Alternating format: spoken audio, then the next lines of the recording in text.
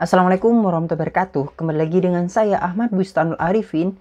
Pada kesempatan kali ini saya akan menginformasikan kepada Bapak Ibu semua perihal informasi dari Kemenpan RB terkait dengan bagaimana sih untuk sistem perekrutan ke depannya untuk tenaga honorer ini dan bagaimana untuk mengatasi hal tersebut. Di sini Menpan RB telah menyampaikan saat diskusi dengan CNBC Indonesia. Informasi ini saya kutip dari CNBC Indonesia, yaitu channel YouTube dari CNBC Indonesia. Beliau menyampaikan beberapa hal penting yang Bapak Ibu bisa simak. Sebelum kita ke informasi, alangkah baiknya Bapak Ibu bisa like, comment, share, dan subscribe channel saya. Kemudian Bapak Ibu juga bisa join di grup Telegram saya di @stdba channel. Atau Bapak Ibu juga bisa follow TikTok dan Instagram saya di @barifin_. Langsung saja kita simak informasinya berikut ini. Nah, untuk kesempatan kali ini saya akan menyampaikan sebuah kutipan dari CNBC Indonesia yang Bapak Ibu bisa lihat perihal terkait Menpan RB pastikan rekrutmen calon ASN 2023 tidak diundur. Dan seperti apa sih teknisnya Bapak Ibu bisa lihat nantinya. Sekali lagi informasi ini saya kutip dari CNBC Indonesia. Bapak Ibu bisa lihat di channel YouTube-nya CNBC Indonesia atau link sumber akan saya cantumkan di kolom deskripsi di bawah ini.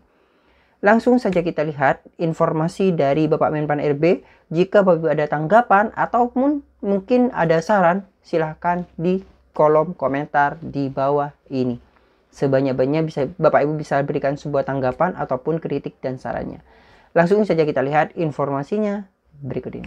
Dengan pembukaan CPNS 2023, banyak pihak yang menilai kalau memang waktunya sangat dekat dengan pemilu. Lalu strateginya seperti apa nanti? Oke, iya. Jadi sebenarnya CPNS ini tidak ada kaitannya dengan pemilu karena memang sudah menjadi perencanaan yang panjang. Nah, ketika kami menjadi Menpan RB, kami melakukan konsolidasi perbaikan data karena ada anomali data yang sangat besar terkait dengan ASN kita di seluruh lini. Alhamdulillah anomali data yang besar tadi bisa kita selesaikan sudah 98%, data kita sudah terkonsolidasi dengan baik.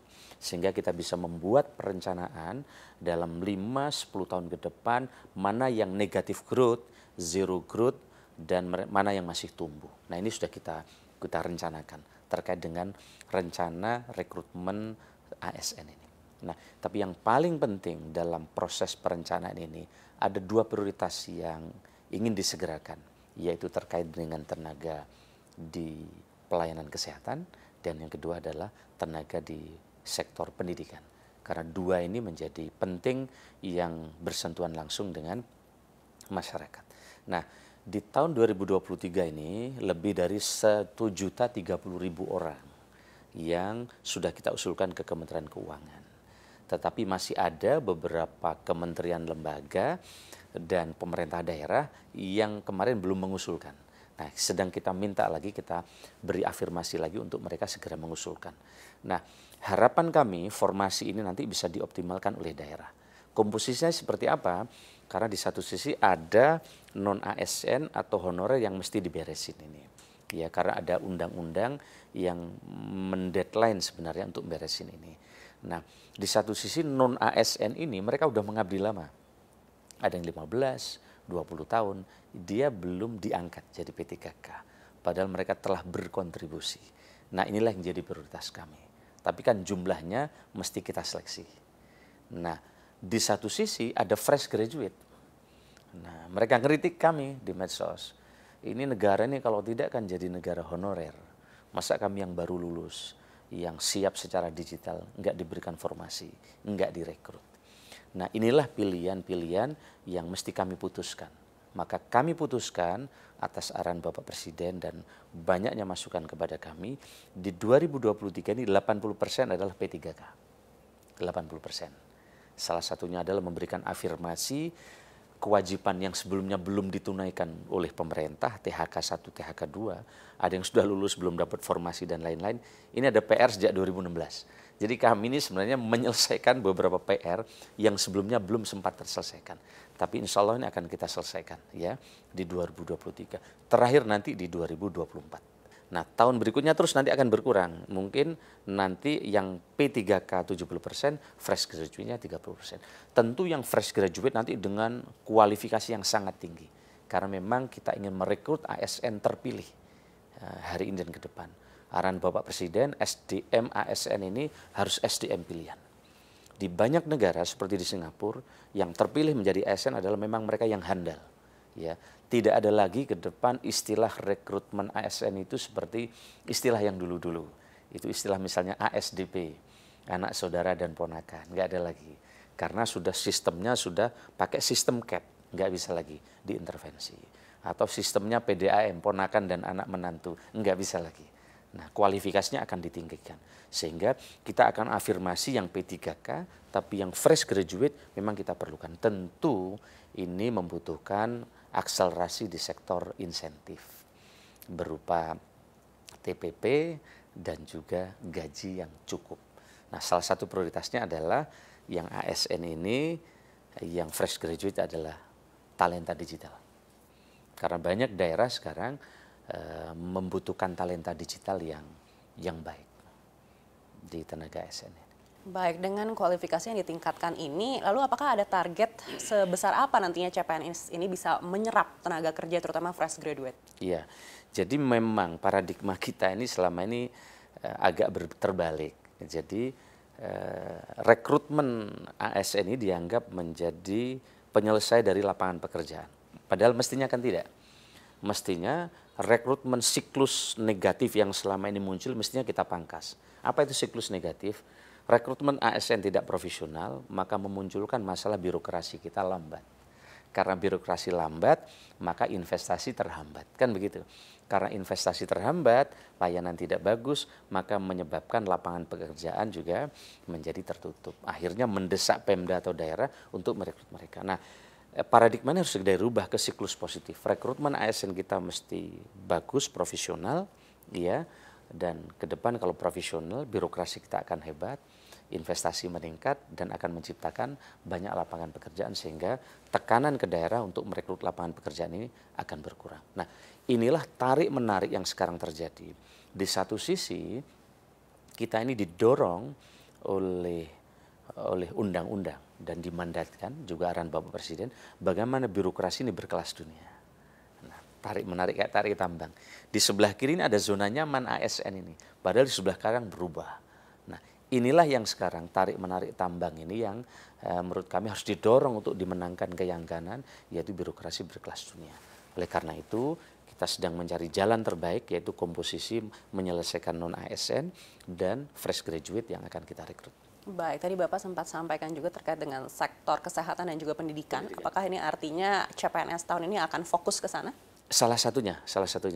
Karena kemarin kita misalnya siapkan formasi P3K itu 700.000. Tetapi yang mendaftar dari daerah yang memasukkan hanya 319.000. Yang lolos kurang lebih 250.000. Jadi masih banyak daerah belum memanfaatkan formasi ini. Begitu juga di sektor kesehatan. Pak Menkes sebagai instansi pembina beberapa kali menyampaikan keluhan kepada kami. Kan kami menyiapkan formasinya, teknisnya itu di instansi pembina. Kalau pendidikan di Dikbud, ya di pendidikan, kalau kesehatan di Kemenkes. Nah, Kemenkes sudah menyiapkan formasi bidan yang banyak dan tenaga kesehatan nakes. Tetapi daerah bukan ngisi formasi bidan dan nakes, tapi masukkan tenaga administrasi. Padahal yang dibutuhkan rakyat adalah pelayanan kesehatan, bukan administrasi. Inilah harapan saya ke depan teman-teman di daerah, para teman-teman kepala daerah, untuk memasukkan formasi seperti yang disiapkan oleh instansi pembina, sehingga kebutuhan rakyat tadi bisa segera teratasi. Nah, terkait dengan ini kan sebenarnya masalahnya bukan hanya soal kekurangan SDM. Teman-teman di luar Jawa terutama di daerah NTT, Papua, Maluku, kami banyak sekali dengar bagaimana mereka kekurangan dokter, bagaimana mereka kekurangan nakes dan guru.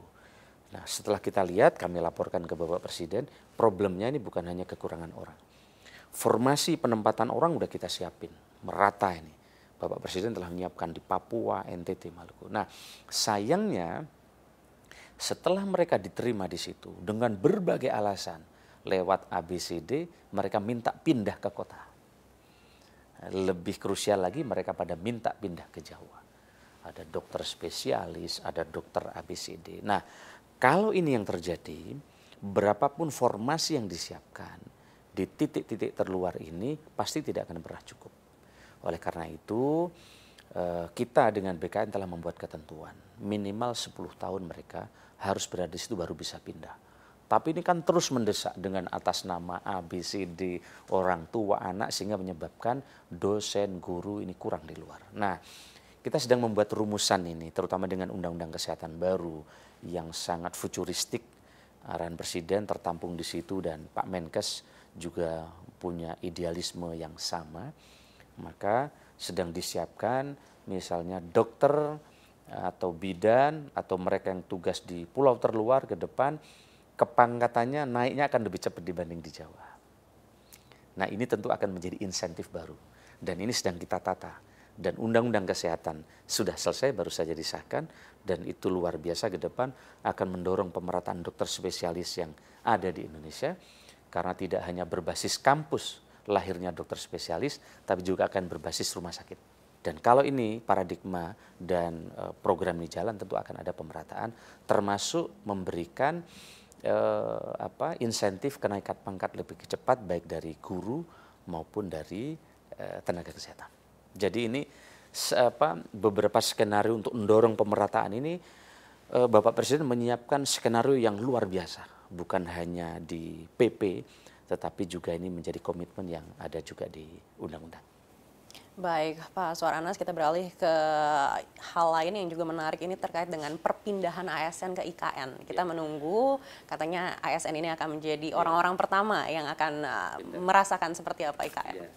Iya, jadi Bapak Presiden beberapa kali memimpin rapat kabinet dan ada pembagian tugas. Ada teman-teman OIKN, teman-teman PU menyiapkan fisiknya dan terus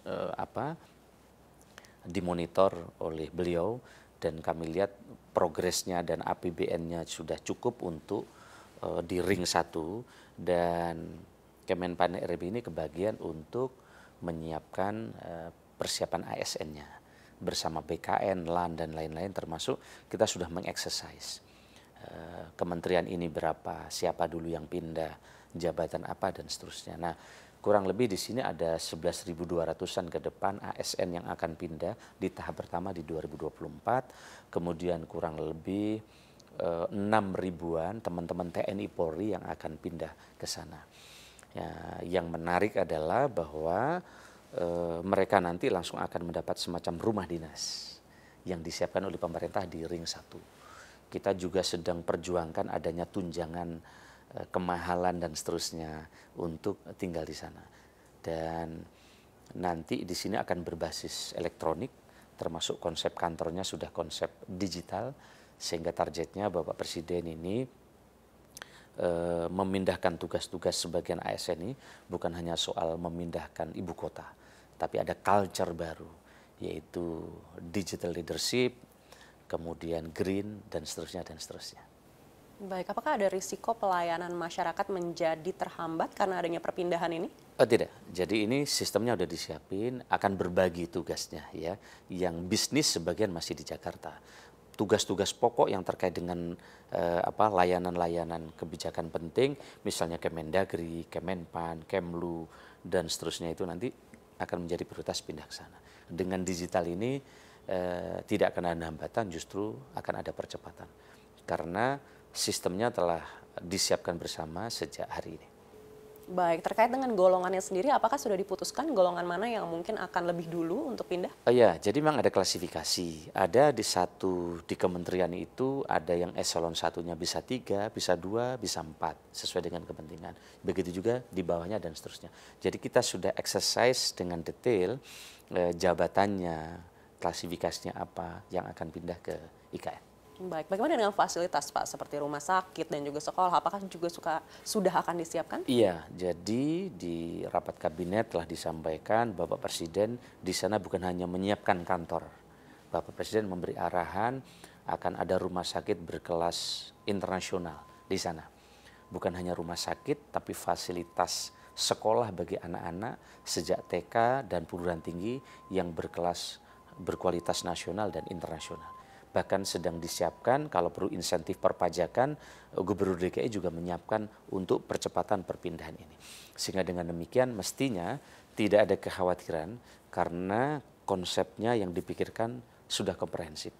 Termasuk jogging track yang menarik, tempat-tempat di sekitar perkantoran yang indah, dan menurut saya nilai plusnya adalah oksigen yang cukup. Nah, memang di satu sisi sebagian orang takut dengan kesunyian. Tetapi justru banyak orang sekarang memburu ingin bekerja di seluruh dunia karena ingin mendapatkan ketenangan dan kesunyian tapi tetap produktif. Contoh misalnya, ketika menjelang IMF World Bank waktu yang lalu dan kemarin ketika G20, kami waktu itu dengan Pak Luhut ketemu dengan talenta-talenta hebat dari seluruh negara, ternyata dikerjanya dari Canggu. Berbulan-bulan di tempat itu. Kenapa? Mereka senang bekerja, mendapatkan kesunyian, oksigen yang cukup, tapi dengan tempat yang indah. Kami juga menemukan kami sempat bertemu juga dengan orang desainer di Inggris, tapi bekerjanya justru dari Ubud, dari rumah di bawah pohon. Nah, ini sebenarnya tren-tren dunia yang baru ini bahwa hiruk pikuk itu kadang justru dihindari. Nah, ini kan perdebatannya kan kira-kira di situ. Oh, di sana sepi, di Jakarta ramai. Ya, kita lihat nanti, tetapi kami optimis akan segera ramai karena akan ada layanan dan fasilitas yang terintegrasi yang disiapkan oleh pemerintah. Baik, apakah sudah ditentukan bulan apa untuk awal kepindahan ASN ini? Ini targetnya kan upacara Agustus 2024 ini insya Allah sudah ada di IKN. Jadi seperti itulah informasi yang diberikan atau yang disampaikan oleh Bapak Kemenpan RB perihal bagaimana langkah ke depan untuk mengatasi tenaga honorer di daerah-daerah ini. Semoga informasi ini bermanfaat. Jangan lupa untuk like, comment, share, dan subscribe channel saya. Aktifkan notifikasi di channel ini. Dan jadikan Abah Channel sebagai rekan atau sahabat Bapak untuk mencari sebuah informasi. Wassalamualaikum warahmatullahi wabarakatuh.